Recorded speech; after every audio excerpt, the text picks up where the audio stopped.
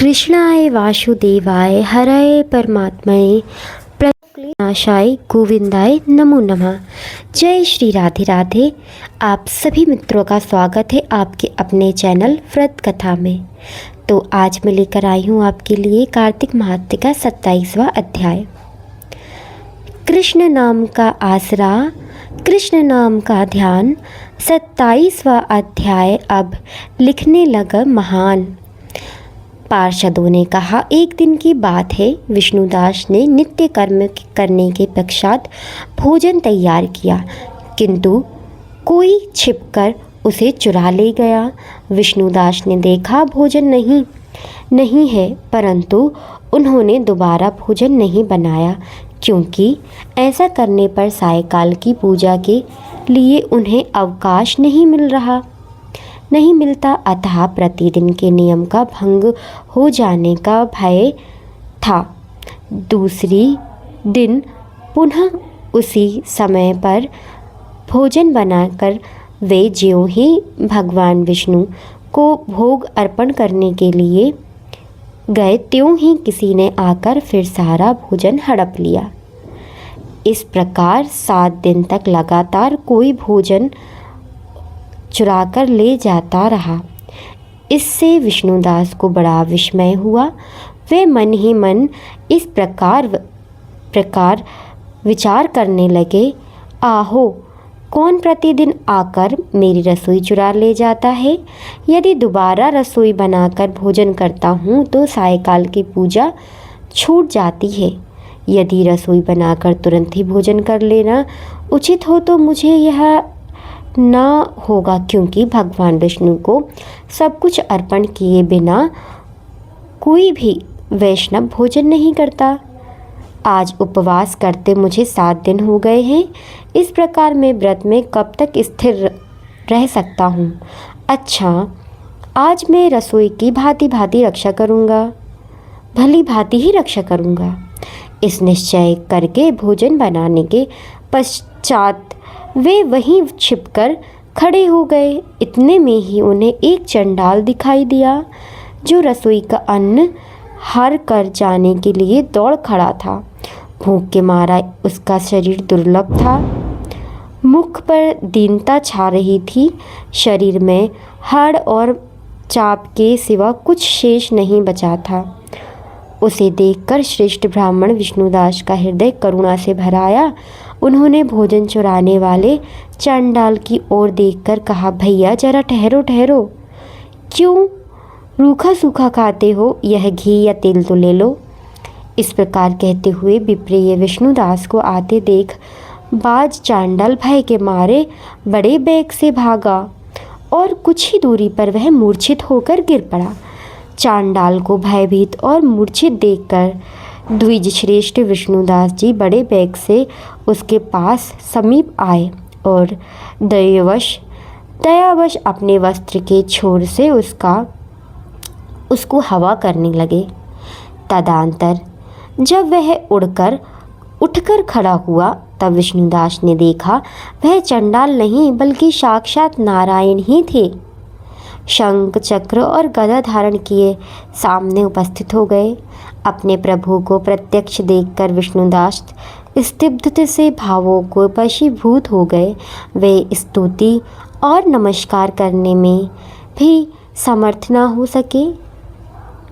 भगवान ने सात्विकता व्रत का पालन करने वाले अपने भक्त विष्णुदास जी को छाती से लगा लिया और उन्हें अपने जैसा रूप देकर वैकुंठ धाम को चले गए।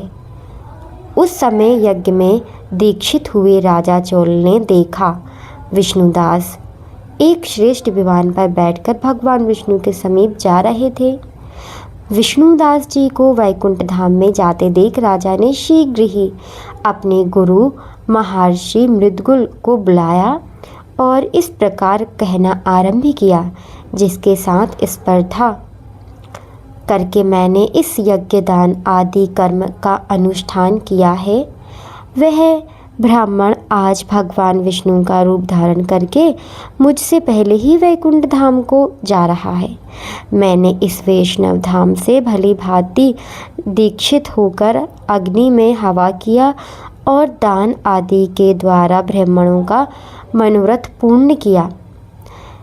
तथापि अभी तक भगवान विष्णु मुझ पर प्रसन्न नहीं हुए और इस विष्णुदास को केवल भक्ति के ही कारण श्री हरि ने प्रत्यक्ष दर्शन दे दिए हैं। अतः जान पड़ता है कि भगवान विष्णु केवल दान और यज्ञों से प्रसन्न नहीं होते, उन प्रभु का दर्शन करने से भक्ति ही प्रधान कारण है। दोनों पार्षदों ने कहा। इस प्रकार कहकर राजा ने अपने भांजे को राज सिंहासन पर अभिषिक्त कर दिया। वे बचपन से ही यज्ञ की दीक्षा लेकर उसी में संलग्न रहते थे, इसलिए उन्हें कोई पुत्र नहीं हुआ था।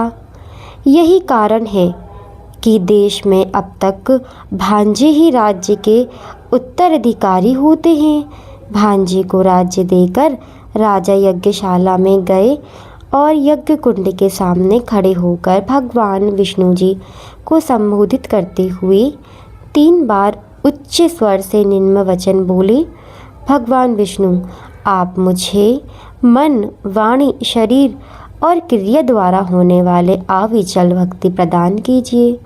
इस प्रकार कहकर सबके देखते देखते अग्निकुंड में कूद पड़े। बस उसी क्षण भक्ति वात्सल्य भगवान विष्णु जी अग्निकुंड में प्रकट हो गए। उन्होंने राजा को छाती से लगाकर एक श्रेष्ठ विमान में बैठाया और उन्हें अपने साथ लेकर वैकुंठ को प्रस्थान किया। नारद जी बोले, हे राजन, जो विष्णु दास थे वे तो पुण्यशील नाम से प्रसिद्ध भगवान के पार्षद हुए और जो राजा चोल थे उनका नाम सुशील हुआ। इन दोनों को अपने ही समान रूप देकर भगवान लक्ष्मीपति ने अपने द्वारपाल बना लिया।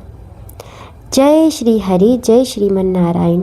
तो ये थी 27वें अध्याय की कथा। आपको किस प्रकार लगी आप कमेंट करके ज़रूर बताएं और जय श्री हरि विष्णु ज़रूर लिखें। जय श्री राधे राधे।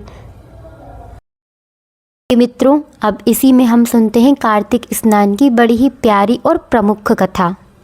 कार्तिक मास में एक बड़ी ही प्यारी पौराणिक कथा जिसे आपने सुना हो शायद, बुढ़िया माई और श्री कृष्ण की कथा, जिसमें बुढ़िया माई श्री कृष्ण को खिचड़ी खिलाती हैं। मित्रों, कार्तिक मास्य भगवान श्री हरि विष्णु को समर्पित है। सबसे पवित्र महीना है।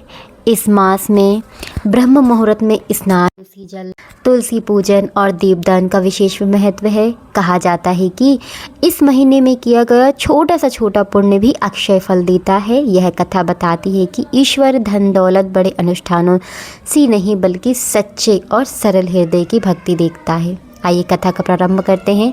बुढ़िया माई की सरल भक्ति।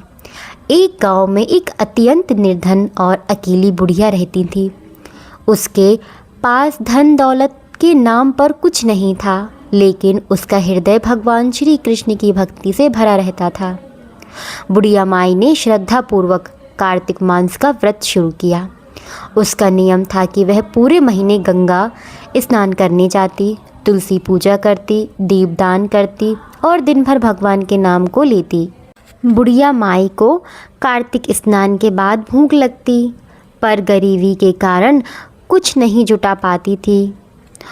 उसने मन में ठान लिया कि बस सादी खिचड़ी में ही अपना व्रत करेगी और व्रत खोलेगी।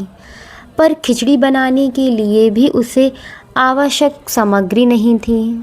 बुढ़िया माई की निश्चल भक्ति को देखकर स्वयं भगवान श्री कृष्ण ने एक बालक का रूप धारण कर रोज रात को चुपचाप उसकी झोपड़ी के कोने में एक खिचड़ी का कटोरा और थोड़ा सा घी रख जाते। बुढ़िया माई हर सुबह उस खिचड़ी के प्रसाद पाकर खा लेती और कार्तिक की भक्ति जारी करती। बुढ़िया की एक पड़ोसी थी जो धनवान होने के बावजूद भी स्वभाव से ईर्ष्यालु थी। वह सोचती थी कि इस बुढ़िया को कोई नहीं, फिर भी ये हर रोज़ खाने को अच्छी खिचड़ी कहाँ से मिल जाती है। एक दिन बुढ़िया माई कार्तिक स्नान के लिए गई हुई थी। पड़ोसिन ने मौका देखकर वह खिचड़ी का कटोरा चुरा लिया और उसे ले जाकर अपने घर के पिछवाड़े में फेंक दिया, ताकि बुढ़िया माई को लगे कि उसकी खिचड़ी चोरी हो गई और वह व्रत ना खोल पाए। शाम को जब बुढ़िया माई वापस आई और उसने खिचड़ी का कटोरा ना पाया तो वह बहुत दुखी हुई। उसने रोते हुए अपने ठाकुर यानी कृष्ण जी से पुकारा, लेकिन रात होने के कारण कुछ ना कर सकी और भूखी ही भगवान का नाम जपते हुए सो गई। अगले दिन जब पड़ोसिन ने पिछवाड़े में देखा तो हैरान रह गई। जहाँ उसने खिचड़ी फेंकी थी वहाँ 2 सुंदर और चमकीले फूल उग आए। संयोगवश उसी समय उस नगर का राजा शिकार खेलते हुए उधर से निकला। उसे वे अलौकिक पुष्प दिखाई दिए।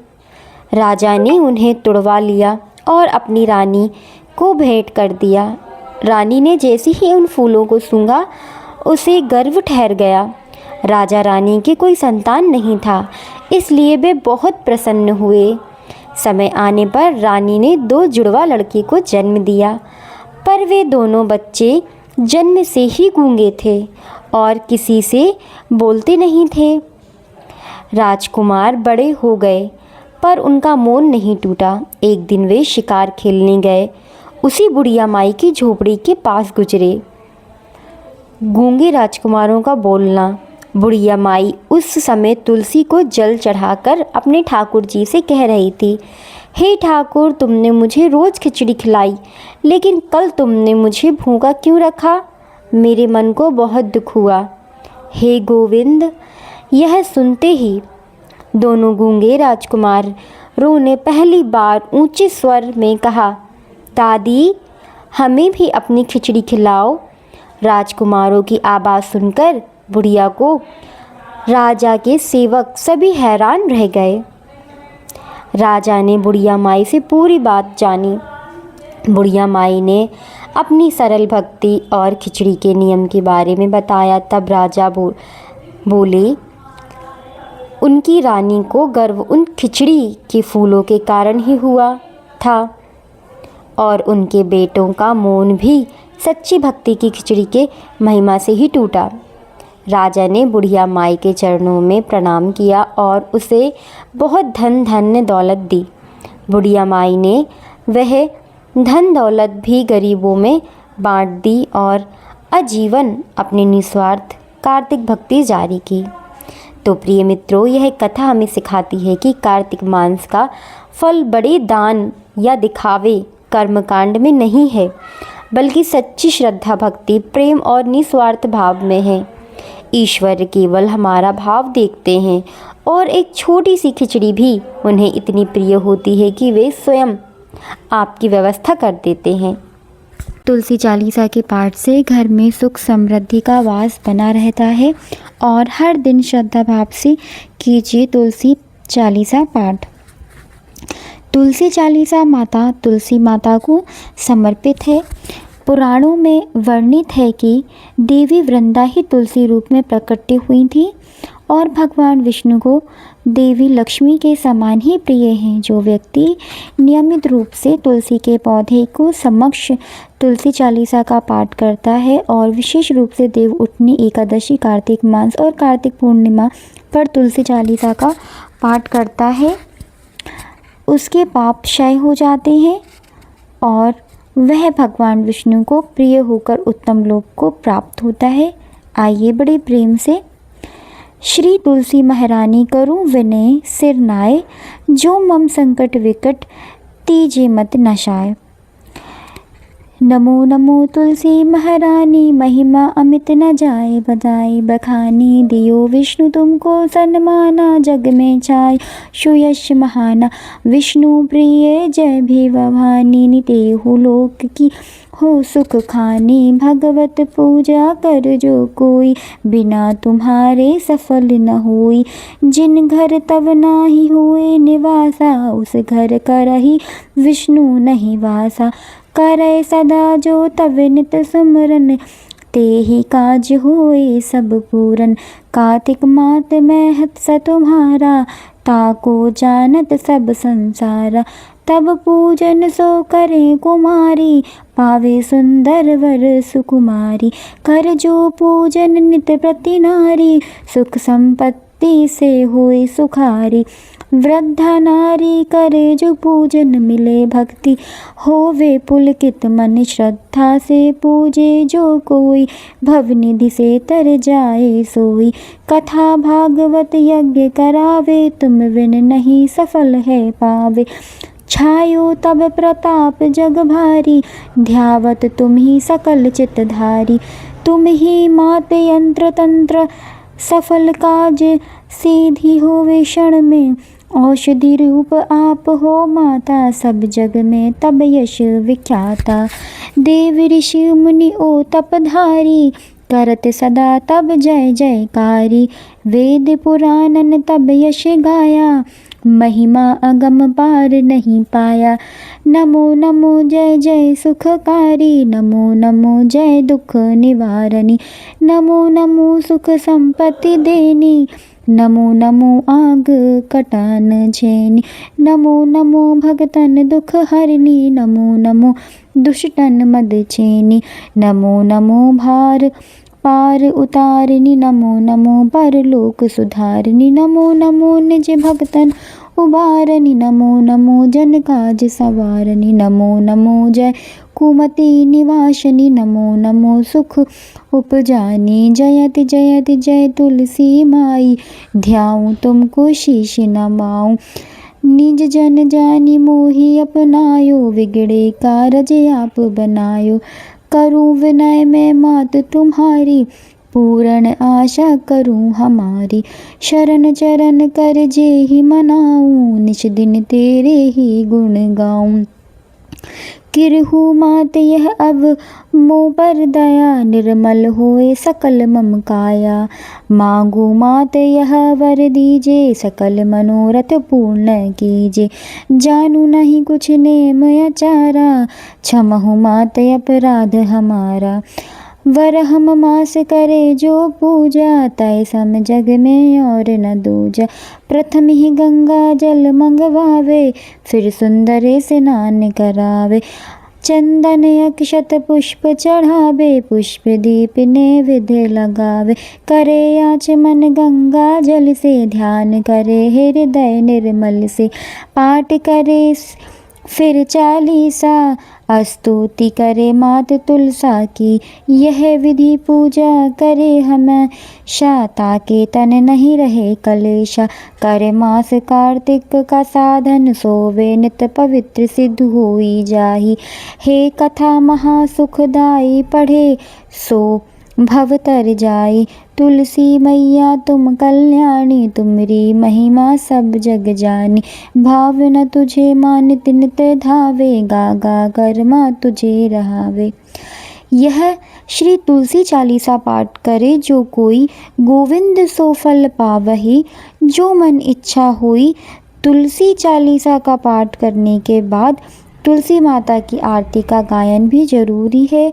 चलिए, इसे उच्च कोटि का पुण्य लाभ मिलता है। तो आइए प्रियगण श्रोता, हम तुलसी माता की आरती का बड़े ही प्रेम पूर्वक श्रवण करते हैं। तुलसी माता की आरती नियमित रूप से करने वाले भगवान विष्णु और देवी लक्ष्मी की महाकृपा बनी रहती है। कार्तिक मास में हर दिन और देव उठनी एकादशी कार्तिक पूर्णिमा के दिन माता तुलसी की आरती का गायन करें, यह महापुण्य की प्राप्ति होती है। आइए, जय जय तुलसी मैया, ओम जय तुलसी मैया। सब जुग की सुख करता, सब जग की सुख करता, सबकी वर माता। ओम जय तुलसी मैया।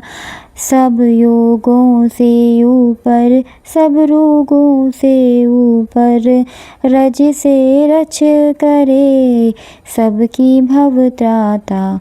ओम जय तुलसी माता। वटुपुत्री है श्यामा, सुरवल्ली है ग्रामा। विष्णु प्रिय जो नर तुमको सेवे, विष्णु प्रिय जो नर तुमको सेवे, सो नर तर जाता।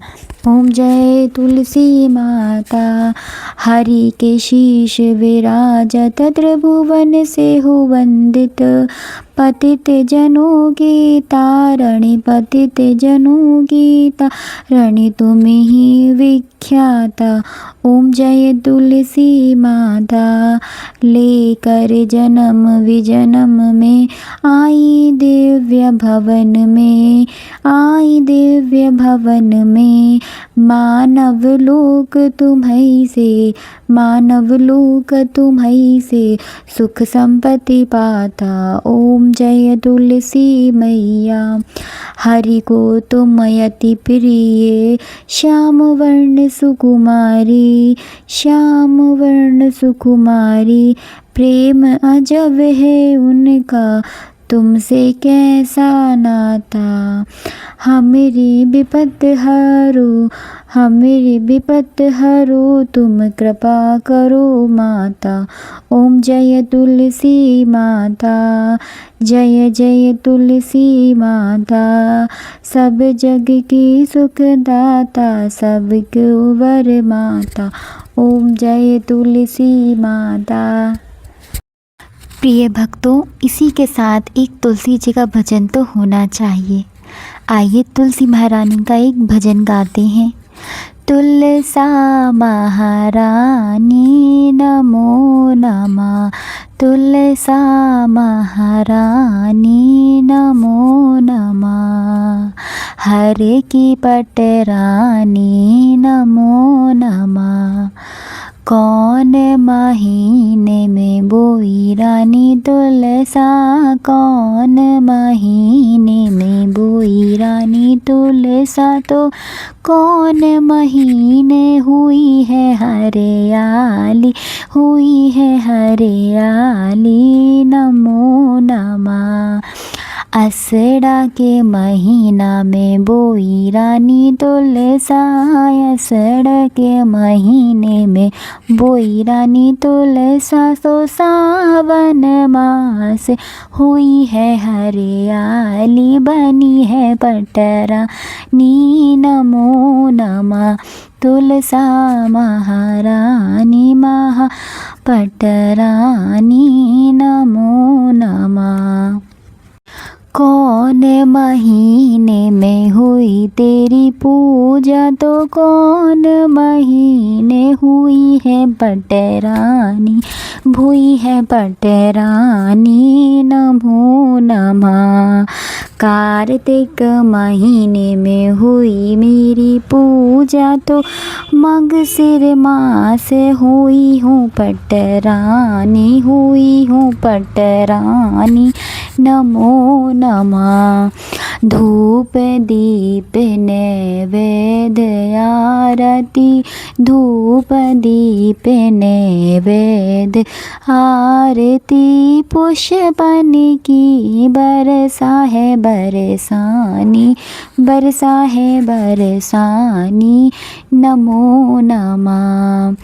छप्पन भोग 36 व्यंजन, छप्पन भोग 36 व्यंजन, तो बिन तुलसा हर एक न मानी, एक न मानी नमो नमः। तुलसा महारानी महा पटरानी नमो नमः।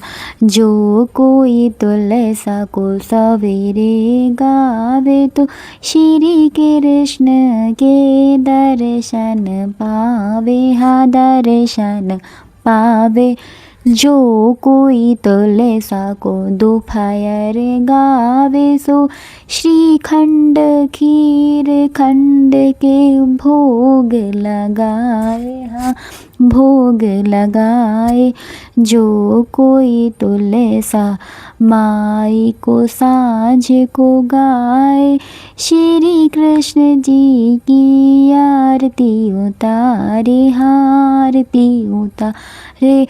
जो कोई तुलसा को आधी रात गावे तो श्री कृष्ण के चरण दबावे। हाँ चरण दबावे। नमो नमः तुलसा महारानी महापटरानी। नमो नमः तुलसा महारानी महापटरानी। नमो नमः।